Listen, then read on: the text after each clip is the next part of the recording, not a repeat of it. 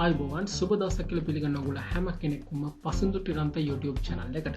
අද මම කියලා දෙන්නේ අපි කොහොමද Microsoft Word වල එකම document එක ඇතුලේ අපි hyperlinks නැත්නම් navigations හදාගන්නේ කියලා. උදාහරණයක් විදිහට ගත්තොත් අපිට Word document එකකට hyperlink එකක් විදිහට website එක address එකක් නැත්නම් email address එකක් වගේ දෙයක් use කරන්න පුළුවන්. වගේම තමයි මෙහිදී අපිට use කරන්න පුළුවන් අපේ document එකේම තියෙන තැනකට අපිට link එකක් දෙන්න පුළුවන්.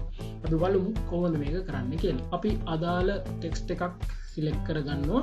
මේ විදිහට සිලෙක්ට් කරලා right click කරලා hyperlink කියන command එක දෙනවා. ඊට පස්සේ මෙන්න මේ විදිහට dialog box එකක් open වෙනවා. ඒකේ තියෙනවා place in this document කියලා තැන. මේ තැනට ගියාට පස්සේ අපේ headings වලින් සහ topics වලින් වෙන් වෙච්ච අපේ document එක මෙතන පෙන්වනවා. මේදී විශේෂම කාරණයක් මතක තියාගන්න ඕනේ.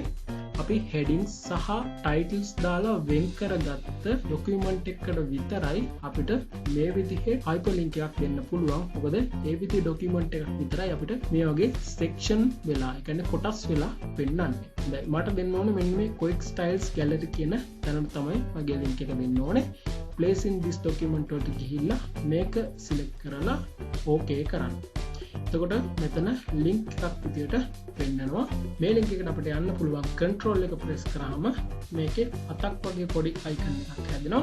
මෙතනින් click කරාම අපිට quick style gallery කියන මෙන්න මේ document එකේම පල්ලෙහා තියෙන තැනට යන්න පුළුවන්.